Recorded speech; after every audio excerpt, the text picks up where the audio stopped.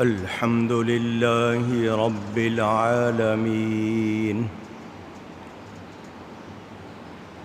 والعاقبة للمتقين والصلاة والسلام على رسوله سيد المرسلين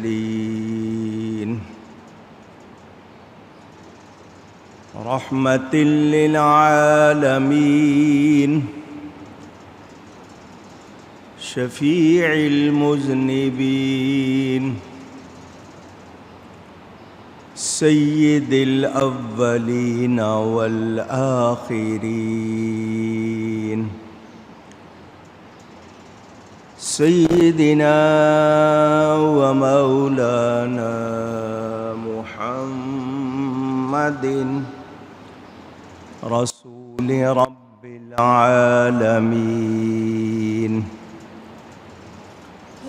وعلى آله وصحبه أجمعين. أما بعد فأعوذ بالله من الشيطان الرجيم. بسم الله الرحمن الرحيم.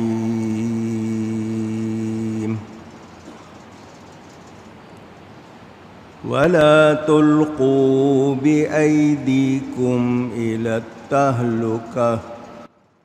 صدق الله العلي العظيم. محبت کے ساتھ ایک مرتبہ دروشی پڑھ لیجئے. اللهم صل على سيدنا ومولانا محمد معدن الجود والكرم وآله وصحبه وبارك وسلم.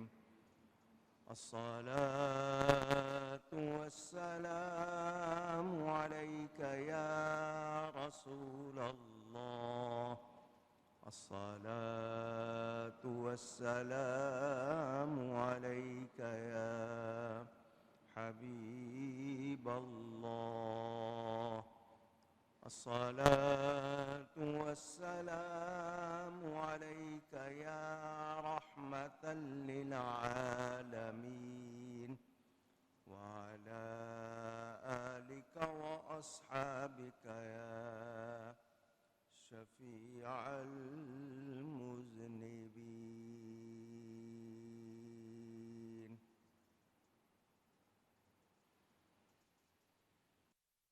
صلاة کے بعد قرآن کریم کے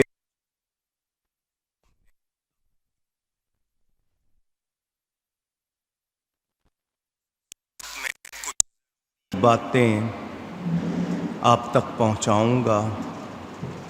اللہ تعالی مجھے حق بیان کرنے، ہم سب کو حق سن کر اس کو قبول کرنے، اس پر عمل کرنے اور اس پر قائم رہنے کی توفیق عطا فرمائے. ہم سب اللہ تعالیٰ کے بندے ہیں اور ہم ایمان پر قائم رہتے ہوئے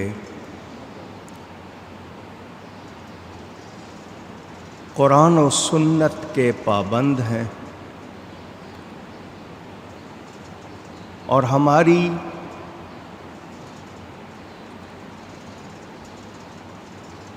کوشش ہے کہ ہم اللہ تعالیٰ کی نافرمانی سے بچیں اور اپنے آپ کو کسی ہلاکت میں، کسی نقصان میں نہ ڈالیں.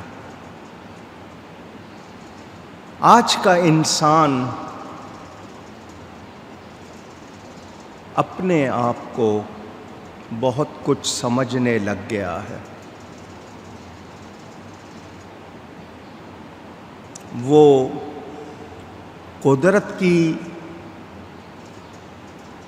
تعمیل کی بجائے یعنی قدرت کی باتوں پر عمل کرنے کی بجائے، اس کا پابند ہونے کی بجائے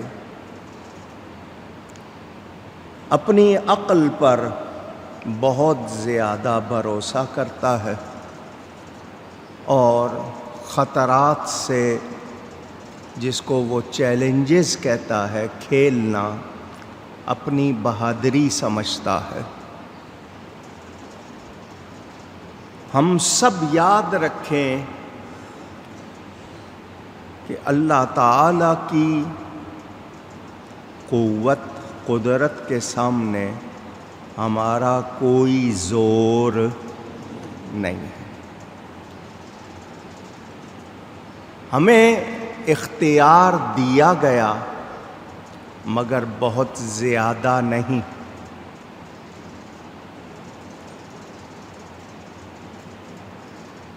ہم اگر یہ سمجھتے ہیں کہ ہم جو چاہیں گے کر لیں گے، ایسا ہر طرح ہو سکتا نہیں۔ اللہ تعالی جو حکم دیتا ہے اس میں ہماری بھلائی ہے۔ رسول پاک صلی اللہ علیہ وسلم کے ارشادات میں ہمارے لیے خیر ہے۔ قرآن و سنت کے مقابل اپنی رائے دے کر ہم کوئی خیر نہیں پاتے، بلکہ اپنے آپ کو ہلاک کرتے ہیں۔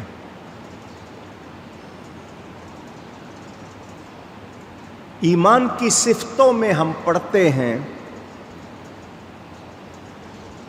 وَالْقَدْرِ خَيْرِهِ وَشَرِّهِ مِنَ اللَّهِ تَعَالَى، ہر اچھی اور بری تقدیر اللہ کی طرف سے ہے۔ اللہ نہ چاہے ہم کچھ کر سکتے نہیں، اور اللہ چاہے تو ہمارا کوئی کچھ بگاڑ سکتا نہیں۔ ایک مومن کا یقین اس کا سب سے بڑا ہتھیار ہے، مگر ہمارا وہ یقین کہیں کھو گیا ہے، یا ہم لوگ توہمات میں یا ارد گرد کے پروپیگنڈے میں اپنے اس یقین کو کمزور کر چکے ہیں، جبکہ ہمیں کیا چاہیے کہ ہم احتیاط یا تدبیر اختیار کریں، مگر بھروسہ کس پر ہو؟ اللہ تعالی پر۔ تو ہمیں اس کا خیال رکھنا چاہیے۔ انگریزی کے لفظ ہیں جس کو آج سب دہرا رہے ہیں، کورونا وائرس۔ نام رکھ دیا اس کا کورونا، لازمی بات ہے اپنی طرف سے اس کا ہم کوئی ترجمہ نہیں کریں گے، وہی لفظ دہرائیں گے۔ وائرس جراثیم کو کہتے ہیں جو پھیلتے ہوں۔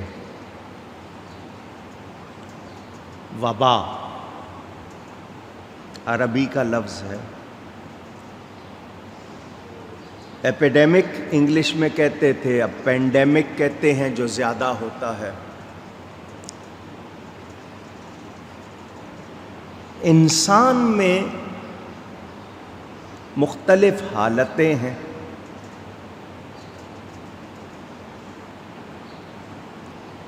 کبھی وہ بہت احتیاط کرتا ہے، کبھی لاپرواہی کرتا ہے۔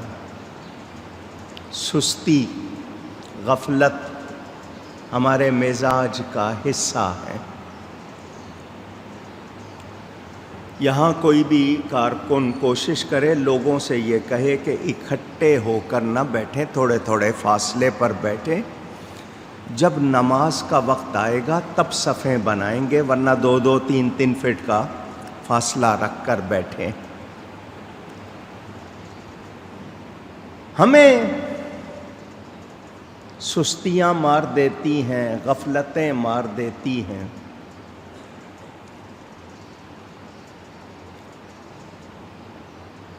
کبھی ہم اپنے خیالات کے، سوچوں کے بھنور میں، بھنور کا مطلب طوفان میں بہہ جاتے ہیں، اور کبھی ہم بہت زیادہ احتیاط کرتے ہیں۔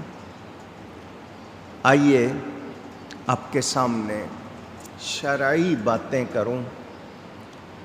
میرے پیارے نبی پاک صلی اللہ علیہ وآلہ وسلم کا ارشاد ہے، بیماری اڑ کر نہیں لگتی، بیماری اڑ کر نہیں لگتی، لیکن اس کو سمجھنا ہے۔ ایک شخص آیا اور آ کر کہا، کھجلی والا، خارش والا ایک اونٹ، کیمل میرے اس علاقے میں، اونٹوں کے جہاں میں اونٹ رکھتا ہوں، باڑہ کہہ لیں، جو بھی لفظ کہہ لیں، وہاں داخل ہوا، اور اس کی وجہ سے تمام اونٹوں کو کھجلی کی بیماری لگ گئی۔ حضور صلی اللہ علیہ وآلہ وسلم نے فرمایا، ایسا نہ کہو۔ اس نے کہا، جی جب تک وہ نہیں آیا تھا میرے اونٹ اچھے بھلے تھے، کوئی تکلیف نہیں تھی، اس کی وجہ سے یہ سب کچھ ہوا ہے۔ تو فرمایا، پھر سب سے پہلے والے اونٹ کو کہاں سے لگی؟ اب اس کے پاس جواب نہیں تھا۔ اللہ تعالی نے اس پہلے اونٹ کو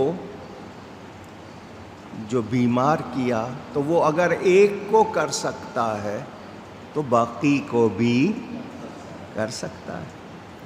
لیکن یہ خیال رکھنا کہ اس کی وجہ سے ہوا ہے، شریعت نے اس کی اجازت نہیں دی۔ اب ہم اس بیان کو سمجھنے کی کوشش کریں کہ بیماری اڑ کر نہیں لگتی، کیونکہ وہ ایک کیفیت کا نام ہے۔ ہاں، جراثیم، جرمز، بیکٹیریاز، وہ ایک سے دوسرے کو لگ سکتے ہیں بے احتیاطی میں یا غفلت میں۔ ہمیں ہمارے دین نے سکھایا کہ صاف ستھرے رہو۔ سو کے اٹھے ہو، ہاتھ دھوو، منہ پر یا کسی جگہ ہاتھ لگانے سے پہلے ہاتھ دھوو۔ 5 وقت وضو کرنے کا حکم دیا۔ جسم کے وہ حصے جو زیادہ متاثر ہوتے ہیں ہمارے کاموں سے، وہ 5 وقت دھوئیں۔ میں نے وضو کیا ہوا ہے، میرا وضو قائم ہے، ٹوٹا نہیں ہے۔ میں تازہ وضو کر لوں تو مجھے اور ثواب ملتا ہے، اور ساتھ ہی مجھے صفائی کا مزید موقع ملتا ہے۔ جراثیم کسی جگہ پر، کسی کپڑے پر، کسی کے لباس پر، کسی چیز پر ہو سکتے ہیں، تو میں اپنے آپ کو بار بار دھوتا رہوں، پانی سے زیادہ صاف کرنے والی کوئی چیز نہیں ہے۔ ہم استنجا کرتے ہیں، اور مسلمانوں میں وہ بہت سی بیماریاں نہیں ہیں جو استنجا نہ کرنے والوں میں ہوتی ہیں۔ باہر کی دنیا میں لوگ پانی کا استعمال اس طرح غیر مسلم نہیں کرتے استنجا وغیرہ کے لیے، ان میں بہت سی وہ بیماریاں ہیں جو مسلمانوں میں نہیں ہیں۔ کھانا صاف ہونا چاہیے، پاک ہونا چاہیے، حلال ہونا چاہیے، آپ کی کمائی بھی غلط نہ ہو، اور اس کمائی سے جو چیز آپ نے لی ہے وہ بھی غلط نہ ہو۔ اسلام یہ کہتا ہے آسانی کرو، مشکل نہ کرو، خوش کرو، نفرت نہ دلاؤ، یہ احکام بھی موجود ہیں۔ خام خواہ خوف نہیں دلایا جائے گا، لیکن کوئی چیز ایسی ہے جو سخت ہے، شدید ہے، خطروں سے بھری ہوئی ہے، خدشات سے بھری ہوئی ہے، تو احتیاط ضرور سکھائی جائے گی، احتیاط سے منع نہیں کیا جائے گا کہ نہیں۔ اب ایک شخص دوسری منزل سے نیچے چھلانگ لگائے کہ نہیں جی اللہ پہ بھروسہ ہے، اجازت نہیں۔ حضور صلی اللہ علیہ وسلم کے سامنے ایک شخص آیا، اس نے اپنی سواری کا جانور کھڑا کیا اور جو نکیل تھی ایسے ہی کھلی چھوڑ دی، درخت پہ لٹکا دی، اور کہا توکلت علی اللہ، اللہ پر میں بھروسہ کرتا ہوں۔ میرے پیارے نبی پاک صلی اللہ علیہ وآلہ وسلم نے اسے بلایا اور بلا کر فرمایا اعقلھا وتوکل، پہلے اس اونٹ کو باندھ پھر اللہ پر بھروسہ کر۔ کیا مطلب؟ پہلے جو تجھ سے ہو سکتا ہے تدبیر بچانے کی وہ کر، پھر اللہ پر بھروسہ کر۔ اگر اس کے بغیر کرتا ہے تو یہ طریقہ اسلامی نہیں، اور عقل بھی آپ کو سمجھاتی ہے۔ اب سونا کھلا چھوڑ دیں اور کہیں اللہ پر بھروسہ ہے، کبھی ایسا کرتے ہیں آپ؟ پوچھ رہا ہوں۔ اس کے لیے تالا لگاتے ہیں، جو بھی لاکرز آپ کے ہیں اس میں بند کر کے پھر اللہ پر بھروسہ۔ صرف آیت الکرسی پڑھ لیں کہ جی حفاظت ہوگی اور دروازے اور سب کچھ کھلا چھوڑ دیں، ایسا نہیں۔ دروازے بند کریں گے، چٹخنی لگائیں گے، جو اس کا ٹاور بولٹ ہے یا جو بھی ہے وہ لگائیں، تالا لگائیں، لاک لگائیں، پھر اللہ پر بھروسہ کریں۔ تو پہلی بات تو یہ کہ اسلام نے یہ بتا دیا کہ یہ یقین مت رکھو کہ مجھے اس سے لگی ہے۔ کیا چیز لگ سکتی ہے؟ جراثیم، وائرس، بیماری لگ سکتی نہیں، لیکن وائرس جو ہیں وہ اس کو بیماری بنا سکتے ہیں۔ دوسری بات،